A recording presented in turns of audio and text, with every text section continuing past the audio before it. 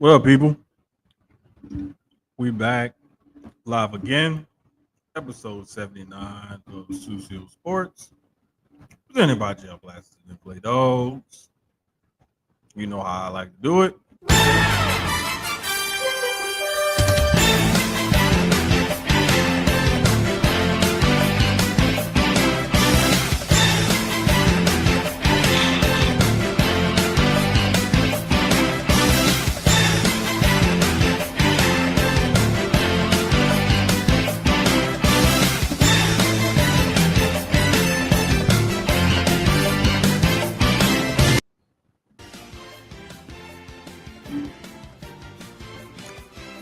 That is like my favorite theme song of anything from anybody of any era, I will say. Just cause I love that old school NBA on NBC theme, man. That's like my shit right there, bro. For real. I love it.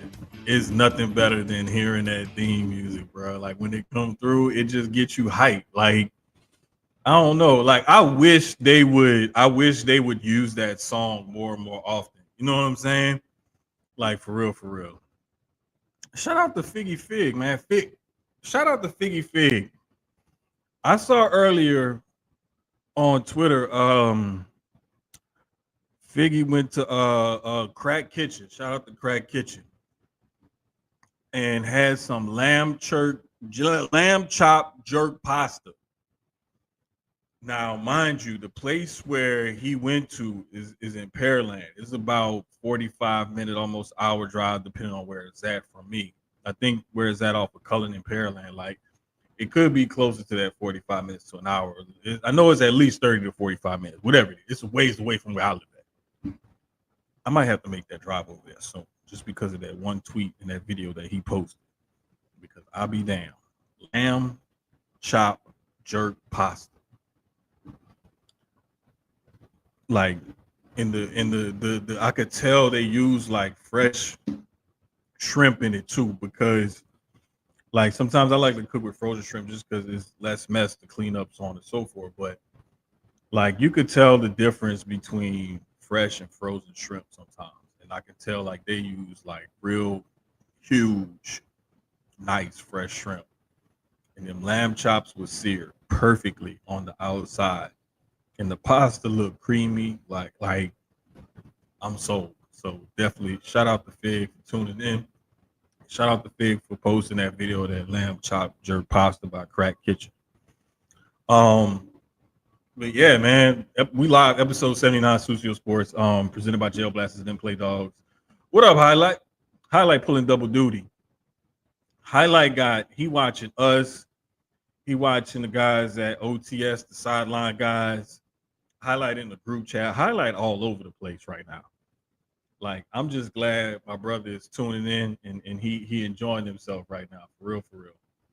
But we got us a good game tonight, man. I was just talking to the interns earlier today, and one she going for the Pacers just because the Knicks eliminated the Celtics, and she's a Celtics Jason Tatum fan. And so when the Pacers eliminated the Knicks, she I'm sliding for the Pacers. I want them to, keep going. The boy, he was I don't know. He wasn't too sure. We just both really wanted a good game tonight. And so we getting a good game, and then I guess she getting what she want right now because the Pacers are up by 5. But I don't think that this was going to be a blowout tonight at all. Even though both of these teams coming off a loss in this playoffs are undefeated, and they played tremendously differently than they played in that previous game that they lost in this playoffs, especially OKC. I think OKC is averaging winning by 20 after a loss. So they really turned it up after a loss. And the Pacers have done the same thing. They've kept their winning streak going after a loss this playoff. So I'm just glad to see it. And he went to the gym. Shout out to Highlight, man. Highlight doing all kind of stuff. Going to the gym, watching both pies. He in the chat. That's my guy. Hoping it definitely goes 7-4-7. Bro, you know what? Honestly, I wouldn't mind this series going 7 games. Even though I predicted Thunder in 6,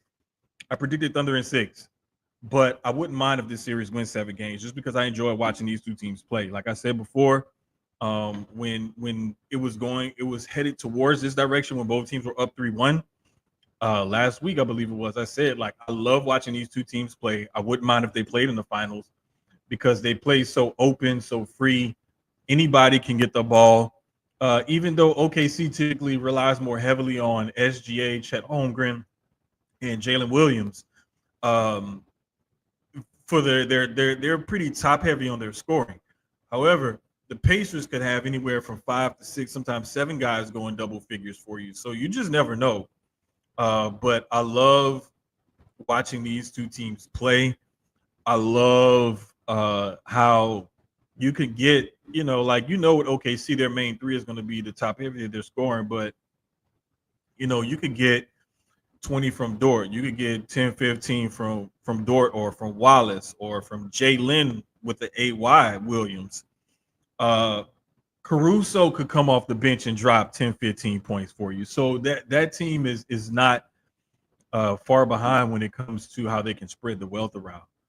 Plus, both of these teams average more than 25, 26 assists a game. So they all pass the ball, and they just play a good brand of basketball, and on both ends of the floor. They both have guys that don't mind switching and can switch in every single situation. So it's not like you're gonna catch them out there where you're gonna try to get Hartenstein for the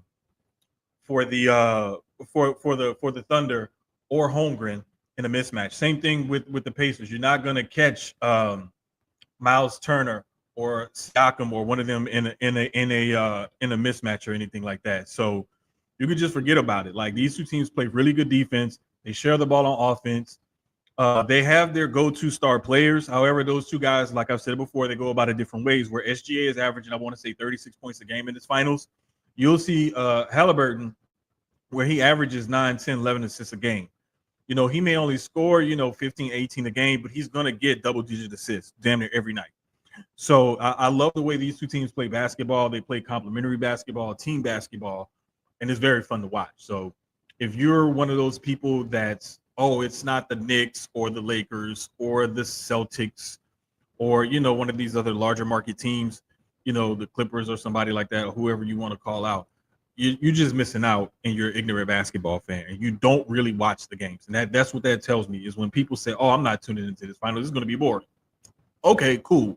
You don't tune in, and then when you wake up the next morning and you watch a Sports Center or you listen to everybody talk about how good these games are, then you're going to be wondering, like, oh, damn, why didn't I watch that game? Oh, well, maybe it was just that one game or something like that.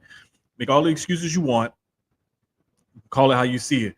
But I'm just here to tell you, these people know how to play basketball. And if you watch the game of basketball, and if you truly enjoy and love watching the game of basketball, you're going to love this series. Even the interns, they take FGA as a foul merchant and whatnot. And I'm like, okay, yeah, to a certain extent he is. But he's also averaging less free throw attempts per game now that they damn near won 70 games than what they did when they were barely winning 40, 50 games a year. So I'm just saying, like, he's more efficient, as in he's not having to rely as much on the free throws. I mean, when you average 2 less free throw attempts a game, that's still a big deal, because that's at least 2 points that you can take off the board. And sometimes 2 points can make a world of difference in the game, especially depending on where and when it comes. Those 2 points can shift momentum. So I'm just loving the way these two teams are playing basketball right now, and it's tied up right now, 51-51, a little bit before halftime. Shout out to Fig again, man, for reposting the stream. Appreciate that. Coach D, same thing, man. I was just watching them catch their 2 dope marks. I almost got it wrong again, but I remember this time. 2 dope marks. They were on early. I was just watching them and had to stop and do some show prep, take a shower, and all that kind of good stuff. But yeah, man, I appreciate y'all tuning in and reposting that for us and everything. But like, just getting back to the game and everything, like, I'm loving this series. And like right now, we got Chet Holmgren and Benedict Mathurin are the 2 leading scorers tonight. I believe it was the graphic that said, but you never know what you're gonna get from these two teams because you're always gonna get something in somebody, and it's gonna be a different guy every night. Shoot, even TJ McConnell. I didn't even realize TJ McConnell had been in the league 10 years. That's crazy. Like that is crazy. Like shout out to him because I really thought that he had been in the league like 5 years or less, maybe, but he's been in the league 10 years now. That's just insane. Oh, hey man, look, anytime we give somebody a shout out, it's because we rock with y'all for real, and we like what y'all do. So, ain't nothing to it to us. Like we just love shouting everybody out, showing everybody love. And plus, like I was hanging with them. It was funny. We were in Vegas for WrestleMania, right? And we were just outside of Wale Mania. The night had come to an end, and everybody was like about to go their separate ways, do their own thing or whatever. And we were just outside hanging out. It's like a little entertainment district where Wale Mania was. And we had just met that night. We sitting there talking and everything, and I didn't even realize they started taking a video. Next thing you know, I'm in the background of their video looking like security, which I kind of was because I was like making sure, like when we first got out, we were on one side of the little street, and like everybody was just moving around, walking around. I was like, I can't keep an eye on everybody. I said, let's move to the other side of the street where we could see, and it's a little bit more clear. And it's just like a little walkway or whatever. So we walked to the other side of the little walkway, little street or whatever. And so I'm posted up against the wall because I like my back against the wall where I can see stuff. And they was taking a video. And I noticed when they posted the video, I was standing in the back looking like a security guard or something like that. But man, shout out to them, man. Good dudes. But we're going to get a good game tonight. I don't think that either one of these teams is going to pull away. I think the largest lead anybody had, OKC, was up by, I think, like 5 or 6 maybe at one point. Right now, Indiana's up by 3 with 1:31 left. So you're getting a good quality basketball game in here. You're getting, good quality play. And even though, like, I know that there's been some games where these guys will turn the ball over a ton and it'll look worse than what it should be. But I'm just saying, man, like these teams have really, really turned it up a notch. And I'm loving this brand of basketball. Now, the other thing that some people will say is, would you have gotten this same high quality of basketball? Would it have been as competitive, back and forth if it was another team? Like, let's say if it was the Wolves playing the Thunder. I'm sorry, playing the Pacers, or if it was the Knicks playing the Thunder or something like that. I don't know. I'm hoping so, but all I'm here to say is that, you can't always root for the big market team or your favorite player or the guy who has the hottest shoe, because sometimes there's guys that you may not like that may play that villain role, or that you may just, not like the way they play or whatever. And you may think that, oh, you know what? These guys aren't that good, or I don't like this, or I don't like that. Just watch the game of basketball, man. That's all I'm asking y'all to do.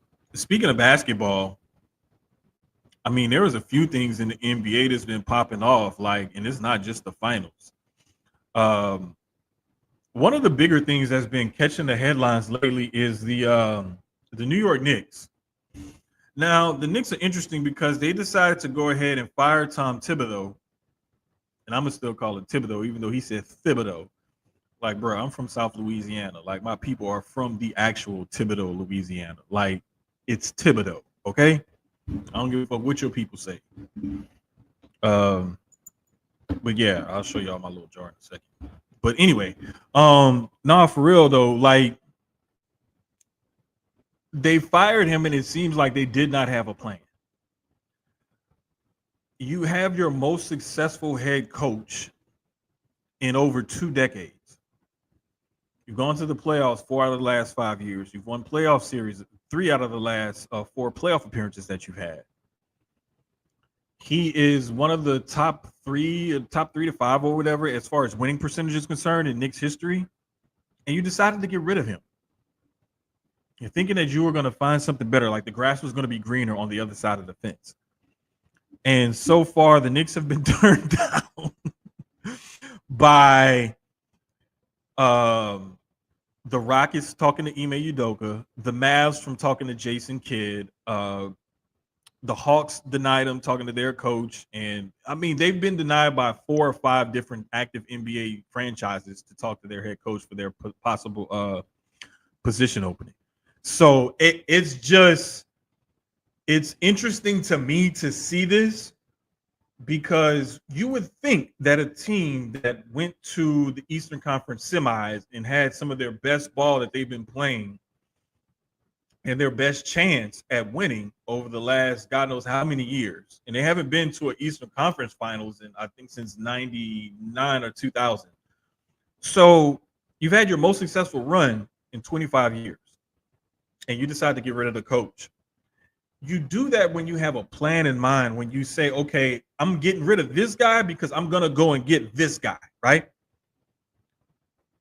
And you're thinking,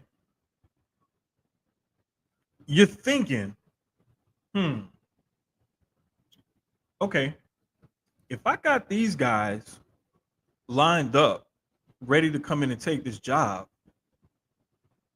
it should be pretty simple, right? You would think. I can tell that was not the case with the Knicks, because they're getting turned away at every corner.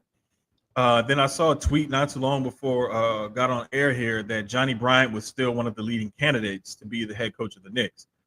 If I'm Johnny Bryant now, I got a little bit more negotiating power at the negotiating table with New York Knicks, because you're getting turned away by other active franchises with active coaches in the league right now.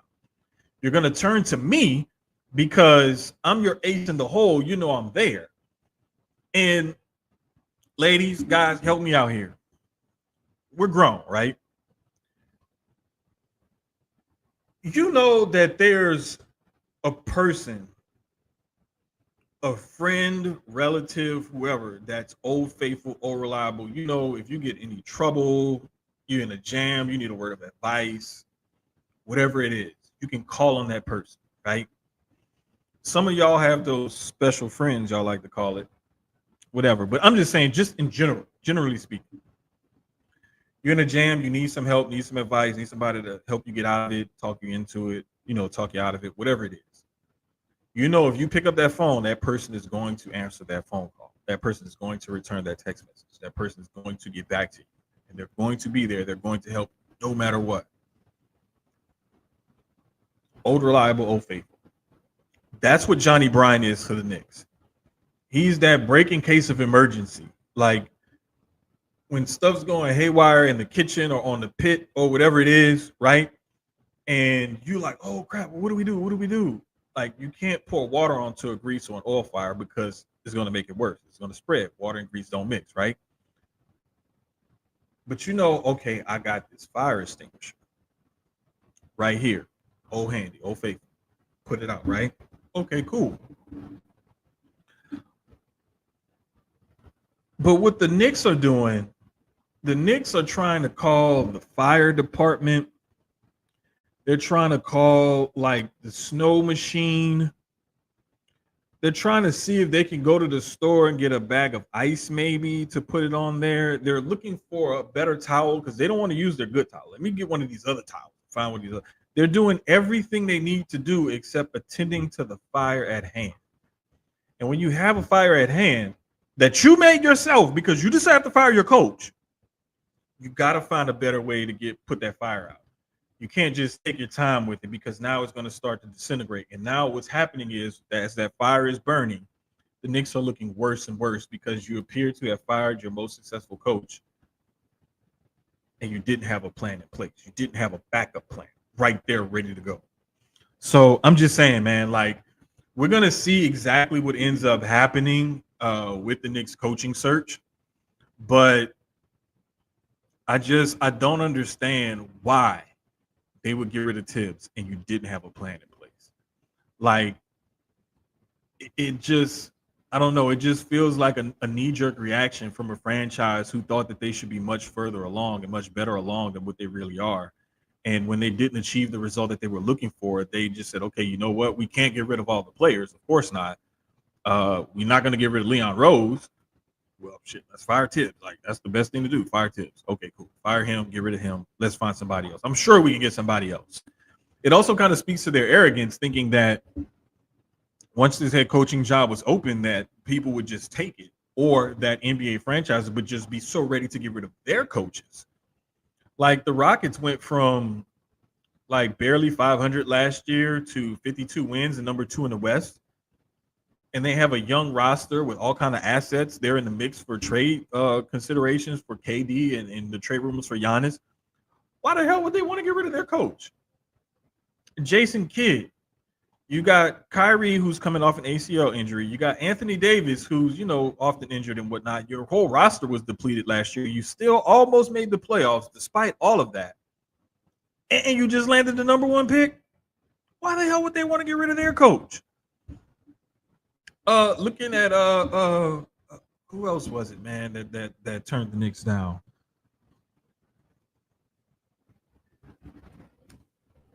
Quinn Snyder. He turned them down too. So it's just like it just doesn't make any sense, man. Like I'm just wondering, like what the hell were y'all thinking? Like it really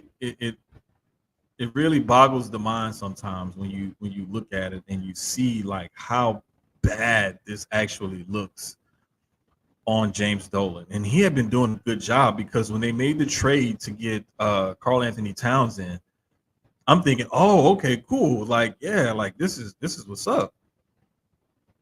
Not to be so. But I mean, it is what it is. That's the Knicks. That's the kind of stuff that they do. And I was hoping that franchise would come back and start to look a lot better, simply because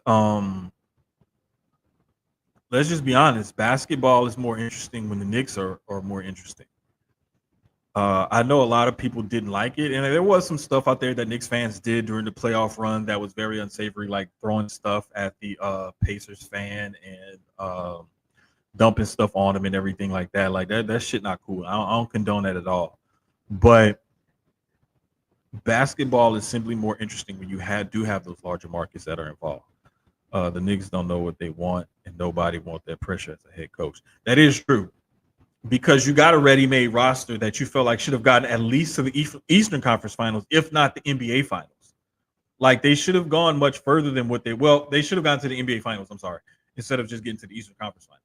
But still, like, it just doesn't make any sense to me why this team would pull a move like that and you don't have a backup plan in place for it.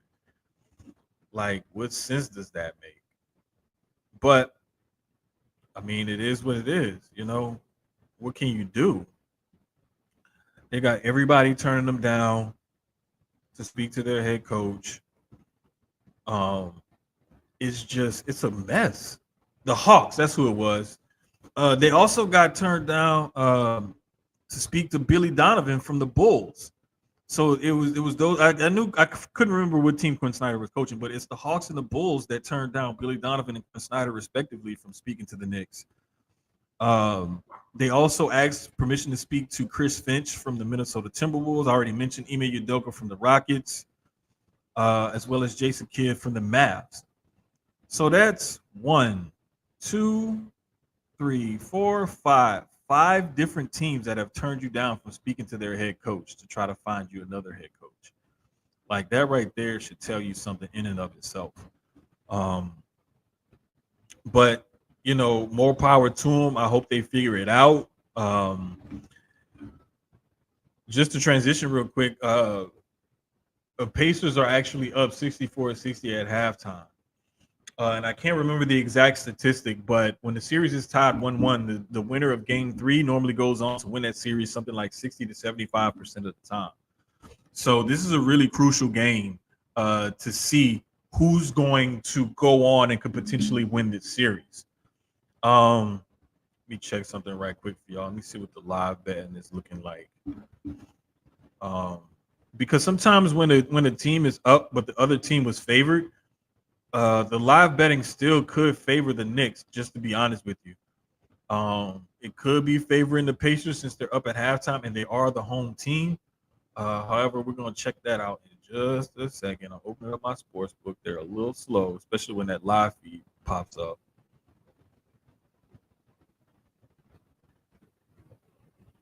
Yeah, so the Pacers are still a money line underdog. They still have the OKC Thunder favored by it's a minus 135 favorite, and it's plus 105 for the Pacers.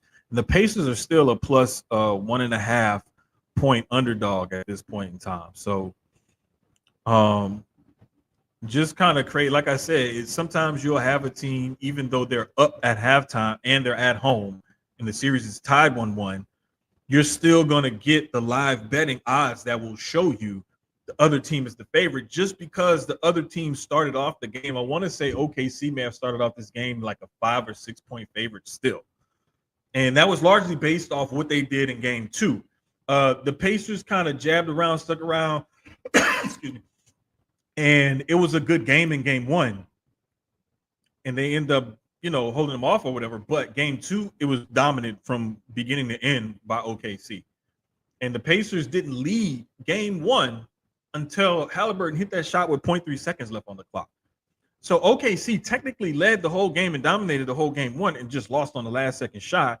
And then they dominated from front to end and blew them out in game two. That's why you would see the point spread and the money line favor the Thunder in such a way before the game. And then even though the Pacers are up 4 at home at halftime, they're still the betting line and the point spread underdog right now in that game if you're live betting it. I'm not shouting out the bookmaker that I use because I don't like it. That's another story. But anyway, so yeah, man, getting back to basketball and stuff, but because there's still a lot going on in the NBA. Word finally came down today that KD and his representatives are talking to the Suns about potential trade partners this offseason. That rumor came out after he was not traded at the trade deadline, and they said they weren't going to trade him at the trade deadline. They were going to stick it out and keep going. So I'm just wondering, like, of all the teams that he has on his list, currently the Spurs, the Rockets, the Heat, the Wolves, and the Knicks, it's going to be interesting to see where KD goes. And I'm really intrigued by what up, Dre? Dre on 290, truck driving Dre here in Texas Dre, not Colorado crazy Dre, lacrosse Dre. Got to separate them two, even though they both menaces. But what up, Dre? But a team like the Knicks would have to deplete part of their starting lineup and some of their bench in order to, make the trade work out to get a guy like KD because of his salary, and you have to match salaries, and you're hard capped after the first and second apron. There's different rules that have to apply. You can't take back more than you give out as far as salaries are concerned. The NBA trade rules are very complicated. However, if you get on the Google machine and type in NBA trade machine, don't use the one at ESPN because it only restricts you to just trading players. You want to find there's other ones out there, better ones. I want to say one is by Spot Track. They have a really good one.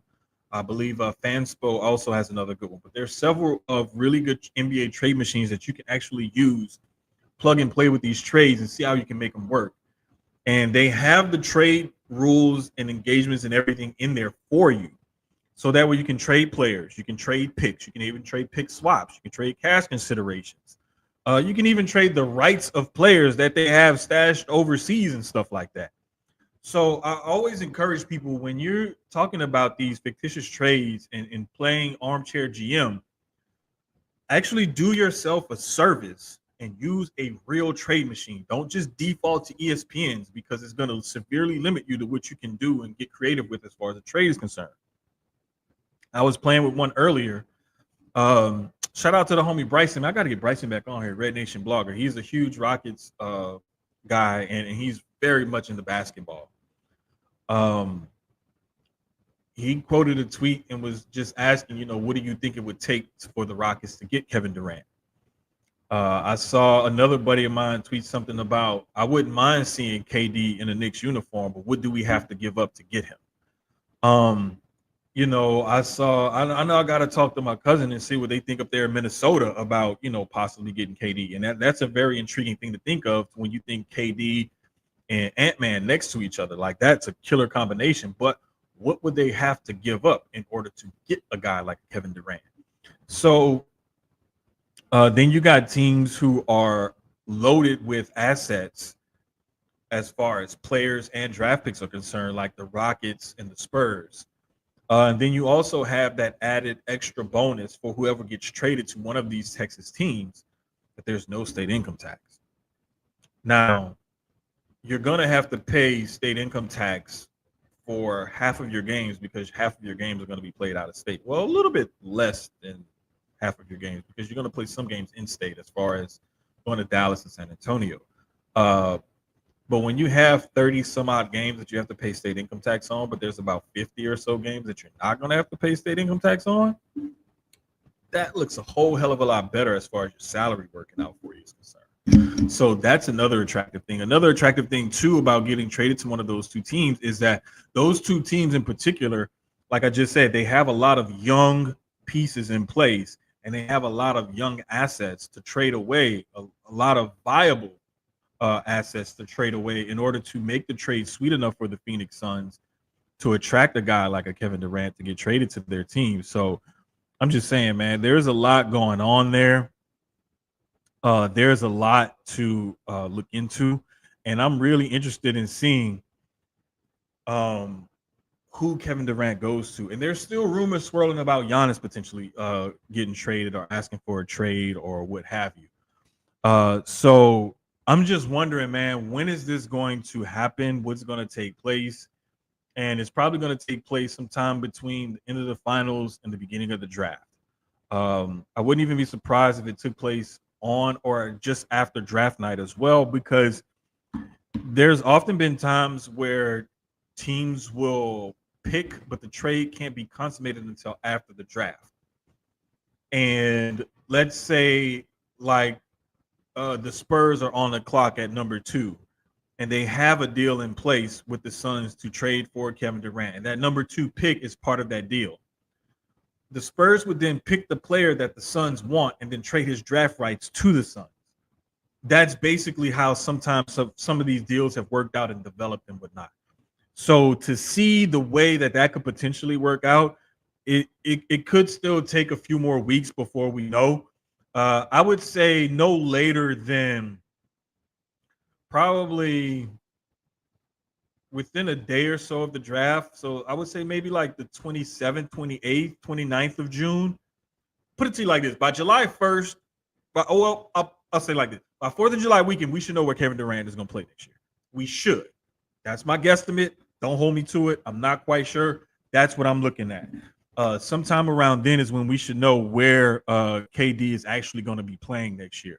It's going to be interesting to see also because Phoenix isn't going to totally tear everything down. Word on the street is that they would like to move on from Bradley Beal as well, but Beal is one of the only players in the league that has a no trade clause. So, number one, if they were going to trade him, he would have to approve of where he's going. Number two, they would have to find a taker for Bradley Beal, and that's going to be tough because, to be honest with you, Beal has not been healthy, and he hasn't been Bradley Beal, the player that we've all grown to know and love when he was in Washington, since he was in Washington. Since before he left Washington, to be if we quite being honest. So I'm interested to see how that's gonna look also. It looks like they want to keep Devin Booker. They don't want to just totally tear everything down. But you know, it's been known since like the trade deadline in February that they were going to trade KD in the offseason. They were going to trade him because they wanted to see if they could make a playoff run this season. And then it became widely well known, like, yes, he's going to move on, and they're going to work together. Was how the story came out as to see where would his next landing spot be. And so, again, just to reiterate, he's considering the Spurs, Rockets, Heat, Wolves, and the Knicks. I really think the Spurs and the Rockets would be his best bet simply because the Wolves and the Knicks, they're playoff teams, but they would have to gut much of what they have there in order to get him to come. The Heat, I'm not quite sure. The Heat may have some assets and whatnot, depending on what they got from Golden State in the Jimmy Butler deal. And I highly doubt that they're going to want to get rid of Tyler Hero in order to bring in Kevin Durant because you want to pair Hero with Durant. So it's going to be interesting to see how all of this works out, how all this looks. I don't doubt anything or anybody, and there could always be a 3 and or a 4 team trade to make things work for everybody involved. So One other thing I do know, I have not seen the Jazz mentioned much, and I know that may sound crazy. Most people are like, "Why are you talking about the Jazz?" The thing is that the Jazz have Lauri Markkanen, and people thought that they would be able to trade him and bring in some other assets and whatnot, and combine that with other things that they have and try to put a team somewhere. But word is that the Jazz want to try to go for a win, and so they're going to try to push forward and try to add pieces around Markkanen instead of trading away Lauri Markkanen. Because I know he's been rumored to get traded the last couple of seasons or so. So it's just, I hope it ain't the Spurs. I hate them, bro. You know we don't like the Spurs. Like I don't like the Spurs, but I respect that organization and that franchise, the way they run things and the way they play their game, their brand of basketball. It's just that I hope that that team never wins another title ever again. And I really hope so with that big French baguette punk ass Victor Wembanyama is there. Just because he was talking shit about Houston.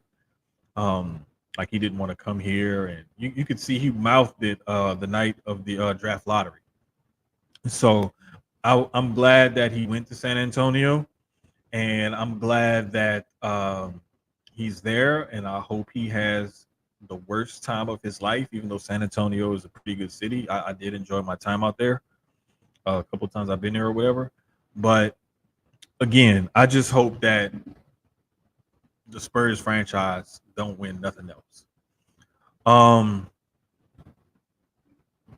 You said they tanked for Duncan and French fries. No, they definitely tanked for Tim Duncan, kind of, sort of. They were just really bad that year. I don't know if they really tanked for Wemby. They were just bad and young, and they couldn't really get anything going. So, sometimes when you hit the reset button on a franchise, everything isn't going to be roses. So, it sometimes what looks like tanking is just sometimes just a bad team that's just not that good. And then you'll get some teams where you don't think that they have a shot, like the Mavericks almost pulled it out this year. And despite all the odds and all the injuries and the Luka trade and everything else devastating their franchise, they still almost pulled it out and made the playoffs, like made the actual playoffs, the 8, not the play-in. So I'm just saying, man, like NBA offseason is going to be interesting again this offseason simply because we got so much to look forward to and so much player movement that could potentially take place. One other thing that I did note about the NBA is that they two playoff teams, the Grizzlies and the Cavs, both have players that push through and play through the end of the season in the playoffs, what have you, to hold off having surgery. Now, the Grizzlies, Zach Edey, and the Cavs, Darius Garland, they're both going to have surgery this offseason. Both guys are set to miss. They're set to miss next parts of next season, simply because they held off surgery. So it's going to be rough for them that they're actually missing that. I really wish that stuff like this didn't have to happen, but unfortunately it does happen. There's nothing you can really do about it. It's like you rob Peter to pay Paul, kind of, sort of, So you have one thing where you're like, okay, well, we're gonna go ahead and we're going to keep trying to push through to see what we can do in the playoffs, but at the same time, it's costing you. And it's costing you dearly beginning of next season. So I oftentimes put that question out there. Would you rather see your team sit a player down and have him get surgery and be healthy for the next season, or try to push through and play with the injury, have surgery in the offseason, and miss part of the beginning of the following season? It's kind of tricky when you think about it, because they don't have they don't really have very much. I mean, logically, you would think, like, especially if we're in the playoff or in the playoff mix, especially like Cleveland was, they were the number 1 seed in the East. It's like, let's push through and see what we can do. If we don't make it, we don't make it.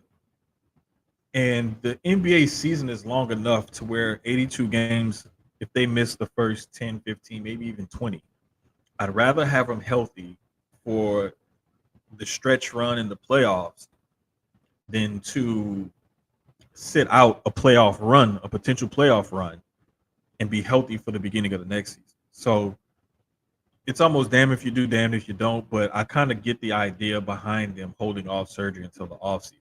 It's just unfortunate that the injuries that they have and the surgery, recovery time, rehab, and whatnot for them to actually be primed and ready for next season is going to cause them to miss the beginning of next season. So it is what it is. But I just thought that was interesting because some people would tend to think like, no, have surgery, get it fixed now, and screw this and worry about next year. And it's not always the case because a lot of the times teams want to push through and try to see what they can do in the playoffs. The other tidbit from the NBA I saw this week is that the NBA is in talks with FIBA for a European league. Now, when Adam Silver made that announcement, it's still not something that's going to happen like within the next year or so. It's something that he says is, I quote, it's still a few years off. It's not something that's coming anytime soon. He says, I quote, I will say it's measured in years, not months. So we're at least a couple years away from launching. It will be an enormous undertaking. And while we want to move forward at a deliberate pace, we also want to make sure we're consulting with all the appropriate stakeholders, meaning the existing league, its teams, European players, media companies, marketing partners. There's a lot of work to be done. So we could be seeing NBA Europe like we used to see NFL Europe. By them partnering and talking with FIBA, the interesting part about that is that they're going to take into consideration the existing European leagues that are already over there. If there was going to be one league that you would say would be the next best league, professional league outside of the NBA, I believe it's the Spanish league, and then I want to say the Greek or French league, one of those two. But I know the Spanish league is one of the ones that's like one of the top professional basketball leagues that's out there on the men's side.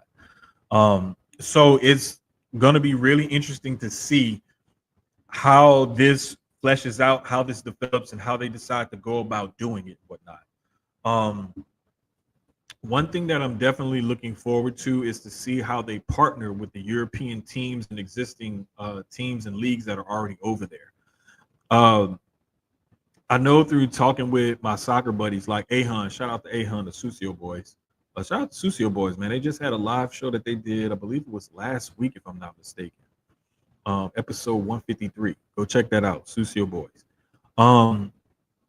But if they would do something like a Champions League, basically, where you get the top teams from the top leagues across Europe, and they would play like a mini season in this NBA Europe League. Something like that would be extremely interesting. So I'm just wondering how that's all going to look, how it's all going to fare, how it's going to work out. It's definitely something to keep an eye on. And like Adam Silver said, it's something that they're measuring years, not months. So it's going to take a little while to get everything pulled together, coordinated, settled up, business plan, media partners, and all that kind of stuff in place. So let's just give it some time and see how things are going to go before we figure how it's going to look.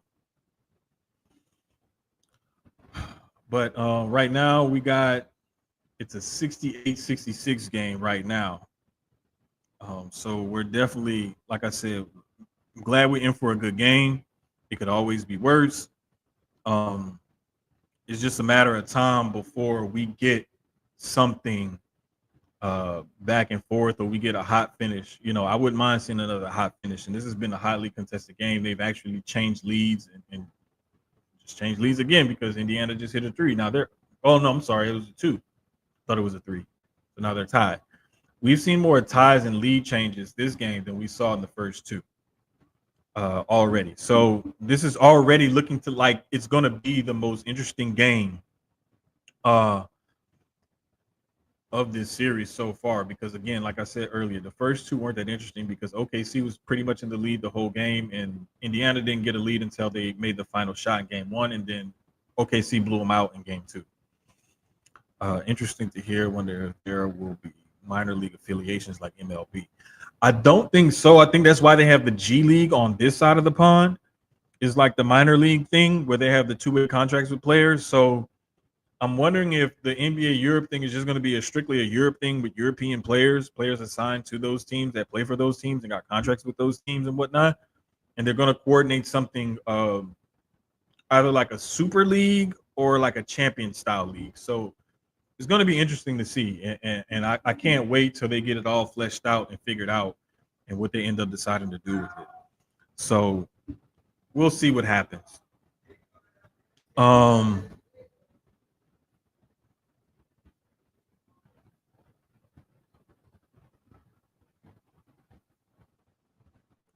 So let's just wonder and see what happens with that. Over in the NFL, we got a couple of guys, well, a few guys. Trey Hendrickson of the Bengals, TJ Watt of the Steelers, and also Terry McLaurin of the Commanders. It still feels weird saying Commanders. Those three main players for those main teams are all sitting out of mandatory mini camps, and they're all three, according to the NFLPA, the way the rules are set up, set to miss. If they miss the 3 days of mandatory minicamp, they're set to miss out on, I believe it's like $105,000 salary and fines that they cannot get back and they cannot rescind. Amid a contract dispute, when you're arguing over, tens of millions of dollars, potentially, and you're already making in the tens of millions of dollars, missing 105,000 isn't that bad. But we're talking about millionaires, multi-millionaires, many times over. Another thing that we're talking about here is it's the principle of things. If you're a star veteran player and you still have a lot left in the tank and you're a key cog for that team, you expect to get treated and compensated as such. So one thing that you have to understand is that even though, yes, they do have a year left on their contract, people got to realize NFL contracts aren't fully guaranteed. The only thing that's guaranteed is the guaranteed money on that contract. Guaranteed at signing is different because that's your signing bonus. You sign, boom, they transfer the funds over or whatever. They will spread it out on the salary cap, but you get those funds at the signing, or it gets dispersed in payments. But your guaranteed money is the only thing that you're going to make. So let's say if a quarterback signs a deal 4 years, 160 million, 40 million a year, right? And they say 120 million is guaranteed, 80 or 90 guaranteed at signing. That means that at that signing, they're going to get like 80 to 90 million.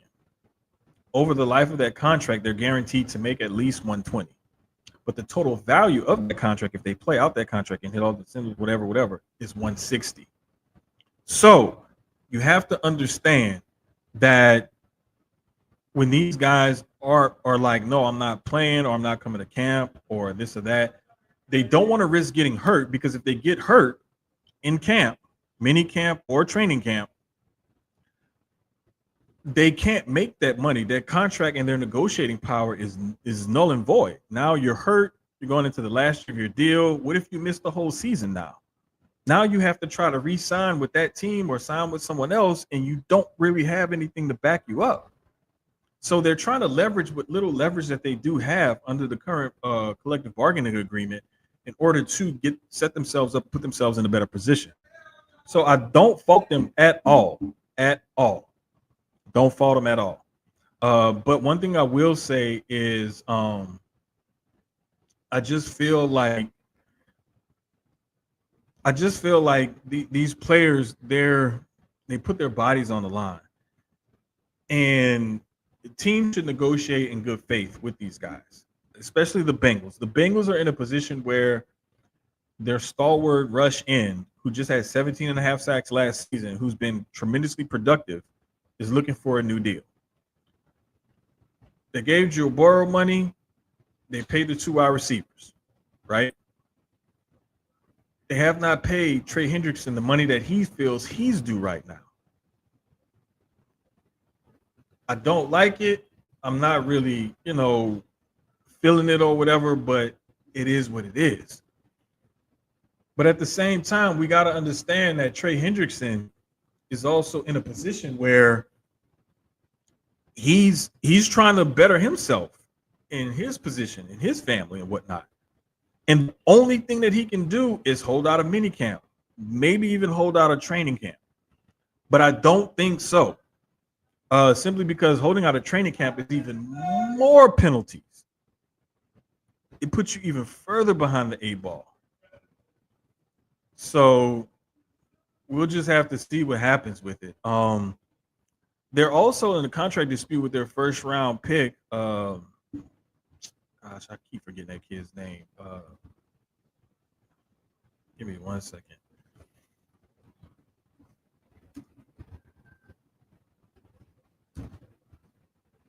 Shamar Stewart. I almost called him Shamar Sanders, but Shamar Stewart from Texas A&M. He's holding out because there's some language on his contract that they're, going back and forth over. And this is typical of the Bengals because they're a cheap organization, which makes me surprised that they actually paid T. Higgins. I thought that they would pay Jamar Chase because he's one of the best wide receivers in football, but I did not think that they would pay T. Higgins, especially paying him the contract that they paid him. So when you look at Higgins, Chase, and Burrow, those three guys are taking up the bulk of their salary cap. And they are still trying to figure out a way how to bring back Trey Hendrickson. And Hendrickson is basically saying that they're not negotiating in good faith. It is what it is, and it's going to keep happening the way it's happening until somebody steps in and does something different with the Pacers. I'm sorry, the Pacers. The Bengals. As far as the Steelers are concerned, I don't know what's taking them so long to re-sign TJ Watt. Maybe it's an injury concern thing that they have with him, and so they're kind of trying to figure out how they can, formulate that contract because he is getting a little bit older. I mean, he's still a really good player. And Terry McLaurin is clearly the number one wide receiver for the Commanders. So why wouldn't they, give him that kind of money? It's beyond me. But I'm also wondering what's going to end up happening with, if this holdout goes into training camp for whatever reason. That's always something that you got to look into and look out for because you just never know. But I don't think that there's going to. I don't think these guys they're going to be hold ins is what they call it this time around. Is that they hold in. It's not that they stay away from camp. They report to training camp just because they don't want to get fined. But they my back's hurt. My knee's kind of sore. My toe don't feel that good today. I'm a little sick. I'm feeling a little under the weather. So I don't know if y'all heard that, but that means it's time to plug this laptop in. But it just tells you like you gotta figure something out. There's also a new standard for second round picks. Texans guarantee their second round pick this year, and 90-95% second round picks haven't signed yet. That's because they traded out of the first round and traded back to pick up more mid to late round picks. They guaranteed that pick because they feel really confident about their rookie receiver. Let's see.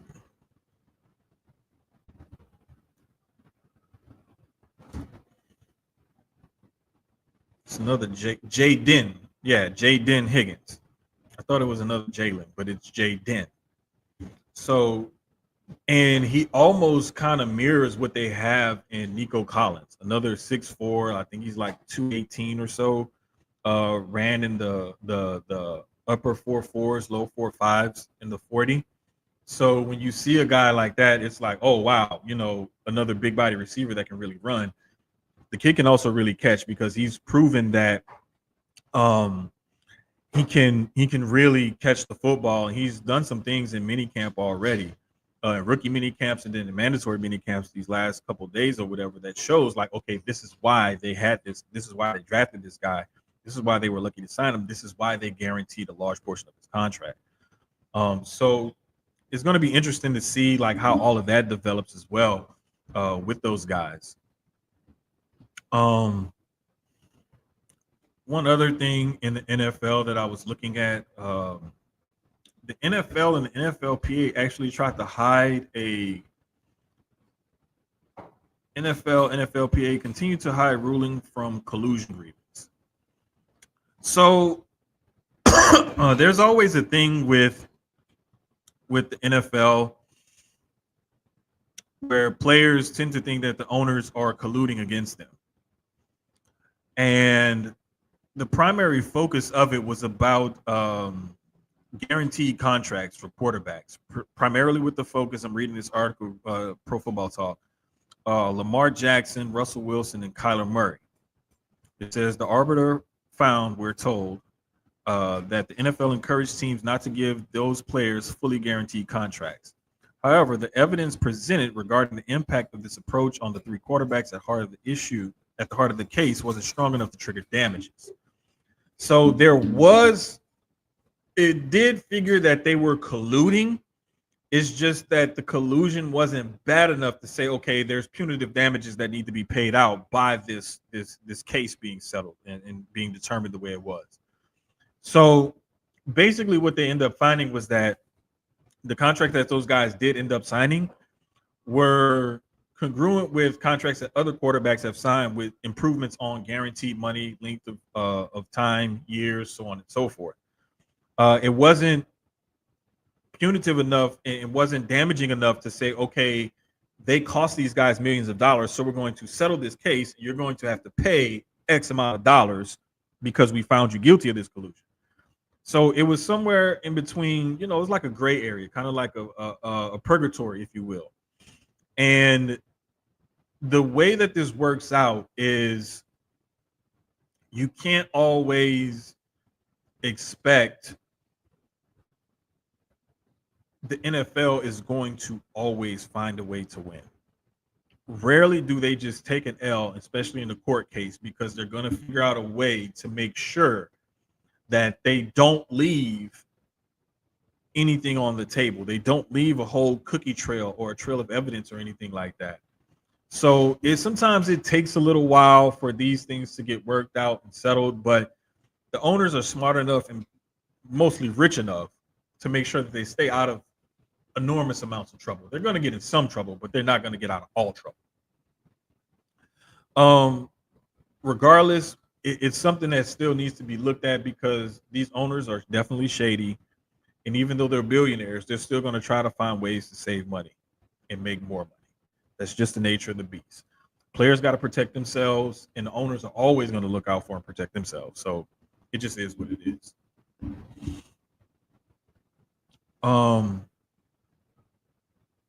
MLB, I'll go over the standings real quick just because I know it's still kind of interesting.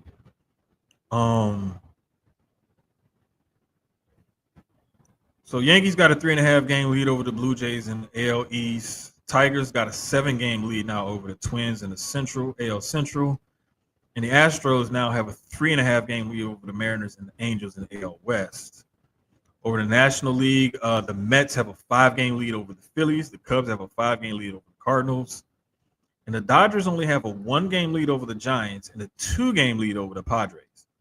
So just from last week, MLB has kind of started to separate itself just a little bit with certain teams that didn't have very big leads. Now they have a slight bit more comfortable lead in their divisions. And you still got the NL West out there where the Dodgers, Giants, and Padres are going to fight it out. And it's a shame that only one of those teams will probably, as the way it stands right now, one of those teams is going to make the wild card. The other team is going to miss the playoffs. So that's going to be really interesting to watch. But, I mean, still is worth keeping an eye on. A 3.5 game lead like the Astros have in the AL West isn't very huge. Neither is a 5-game lead that the Mets or the Cubs have in their respective divisions in the National League. However, it's still or the 3.5 game lead that the Yankees have. They also have a 5.5 game lead over the Rays. So watch out for the Rays because the Rays are always one of those sneaky good teams. They're to me, I call them the Oakland A's of the East. Simply because they're going to draft very well. They're going to keep a good farm system. And so every so often that team is going to be competitive. But the biggest thing that I saw in MLB this week was Denzel Clark of the A's. He made 2 of the best catches I've ever seen, period. The one, this was about a couple days ago. He made a catch, ran into the wall, looked like he broke his arm or his wrist at least, and lodged part of the wall unit loose. He held on to the ball, made the catch and everything, got shaken up, and stayed in the game. I mean, like, if you could just see how he hit the wall, I'll retweet it or quote tweet it right now just so y'all can see it. But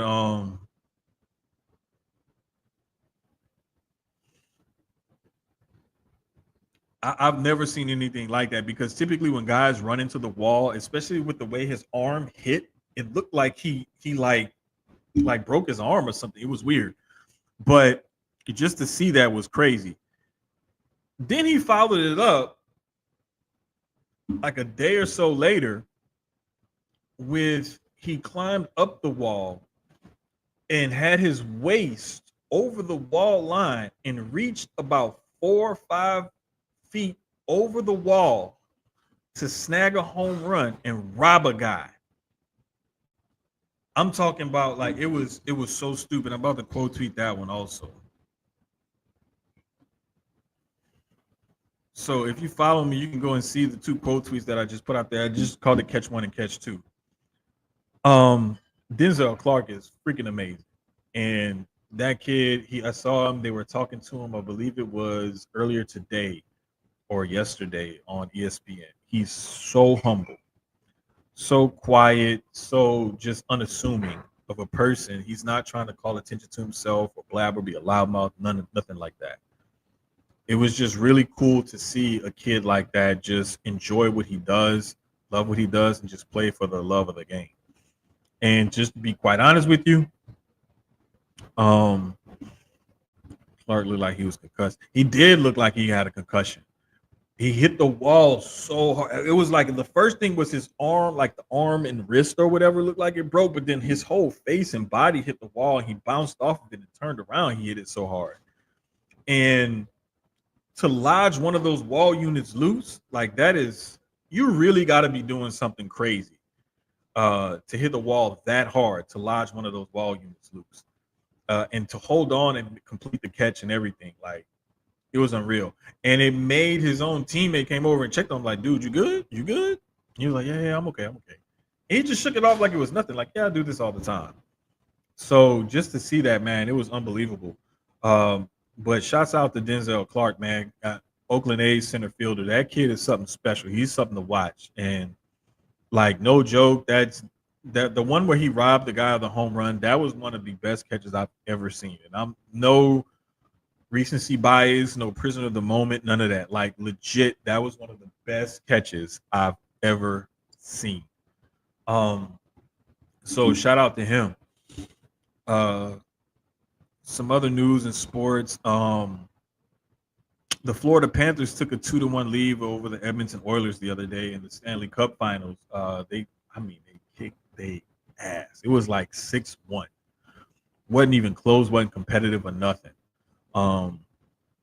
If you don't watch hockey, I implore you, watch the Stanley Cup Finals. Just watch a game, watch a shift, watch a quarter. It's really interesting.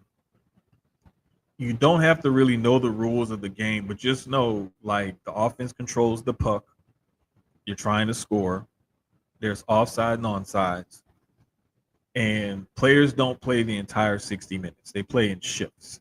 So you'll see guys exit and enter the ice frequently. The most minutes played by one of the guys the other night, I believe, was something like around 26, 27 minutes, 25 minutes or so. So it's not like they play a whole lot. They don't play the whole game. They play in shifts. So to see what some of these guys can do on a hockey rink, only playing 20 or so minutes a game, is very impressive. The other big story came out. A federal judge approves a $2.8 billion settlement, paving the way for U.S. colleges to pay athletes millions of dollars. It's going to start by each school will share up to $20.5 million with athletes over the next year. and 2.7 billion will be paid over the next decade to thousands of former players who were barred from that revenue for years. I believe that's going to go back to if you played in 2016, 17, or 18 forward. I believe those are the years that are kind of, it's one of those 3 years. It starts from that year forward. So if you're a former NCAA athlete and you played NCAA, football, basketball, baseball, hockey, whatever it is, in one of those years, I encourage you to go and check and see because funds may be available to you. I don't know how much the settlement is going to pay out to each athlete or how that's determined, but I do know that those funds are available. And now every school will have approximately 20.5 million to pay directly to their players.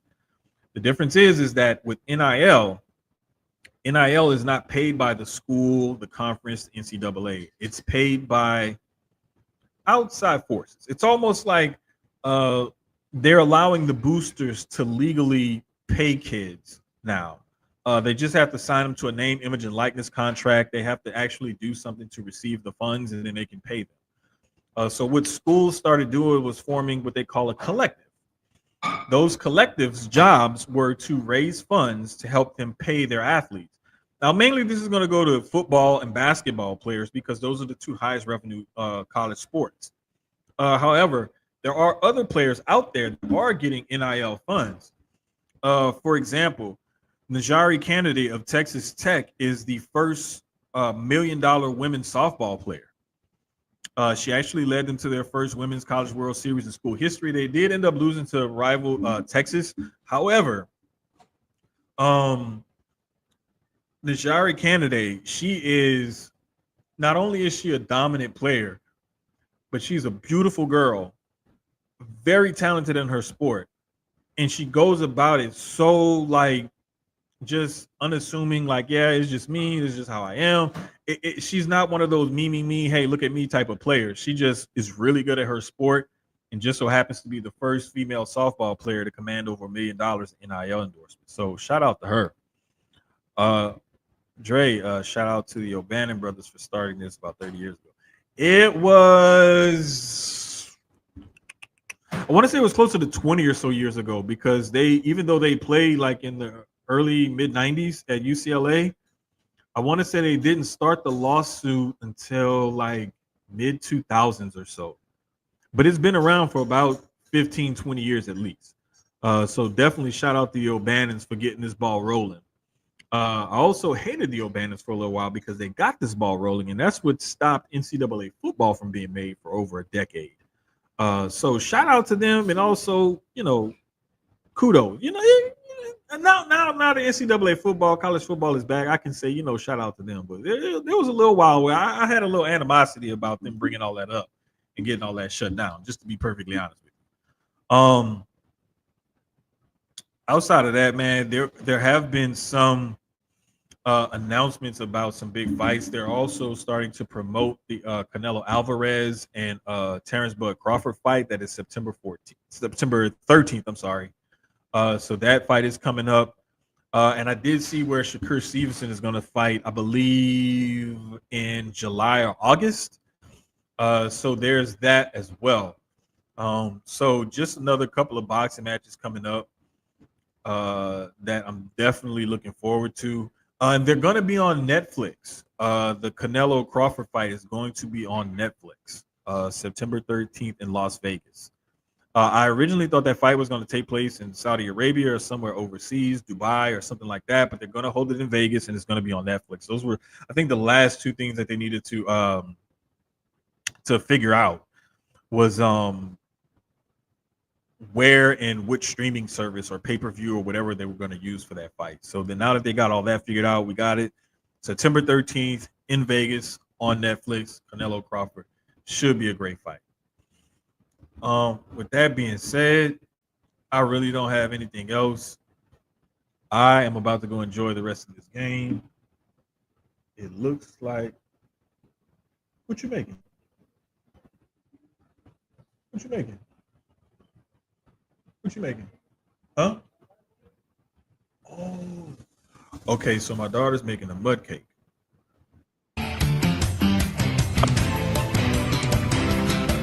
I don't know what a mud cake is or whatever it looks like or whatever, but I'm damn sure interested.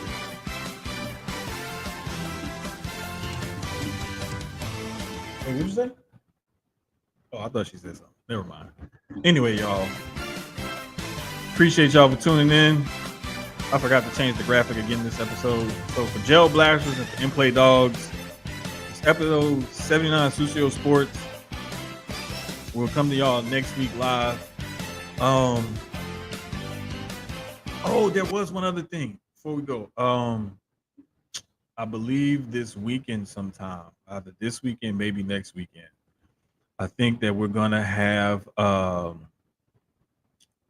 because June is Men's Mental Health Awareness Month, and I want to say Dre from the Drelax podcast is gonna have an Aim High episode where we get together and we talk about men's mental health. So just to be serious for a moment, it is Men's Mental Health Awareness Month.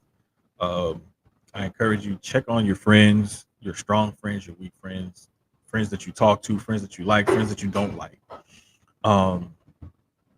So just please just check on your friends, check on your people. And I know it's Men's Mental Health Awareness Month, but let's not forget about the ladies as well. But let's prioritize men's mental health because the suicide rate, depression rate, and all of that for men is exceedingly higher than it is for women. Even though we know that ladies deal with postpartum and different things like that, a lot of the times men are not looked at and their mental health is not taken into consideration because, suck it up, what you're crying for, I'll give you something to cry about. You're a man, suck it up, you'll be okay. And that's not the way to look at it. You want to actually take it into consideration. Check on your friends, check on your family, even if there's just somebody that you may not really know as well. Shoot them a text, send them a message. Hey, how you doing? I was thinking about you, because you just never know. But that is something that's important to us here at Sucio Sports and the whole CDB Multimedia Network. So we'll have some people from the Sucio Boys. We'll have Dre from the Drelax podcast. I know I'll try to be present on that day. I believe it's Saturday is what we're going to try to aim for. So once we get all the details, we're going to start tweeting and promoting that so you guys can tune in. Because I want to say we're going live. If we're not going live, then we'll definitely have that episode recorded and get it turned around, edited, and posted as soon as possible. But just wanted to make sure I mentioned that before we got off of here because that is something that's hugely important. I know I just did an interview for Black Wrestling, and the person that I spoke with, I don't know if I can even say it yet because we haven't put it out yet, but the interview's been recorded and the article's been written and we're editing it. He even spoke about his mental health and how he takes care of himself on the road as a wrestler. So again, that's hugely important. It's something that we really need to pay attention to, and it's not something that we take lightly here. Again, we just wanted to make sure that we mentioned that. So definitely be on the lookout for that. If you're following us here at Sucio Sports or me, you can see my @ right down there. I'll be tweeting and retweeting it once we get all the details finalized. Follow Dre with the Drelax podcast. I believe it's @_Sir Laxalot, or you can follow him at @DrelaxPod. So definitely check that out. Be on the lookout for that because we are definitely going to have that episode sometime this weekend. So for everybody here at Sucio Sports, for the whole CDB Multimedia family, the Sucio Boys, Aim High, Drelax, all of that. Shout out to everybody for tuning in. Appreciate y'all. Love y'all. Y'all take care of yourself.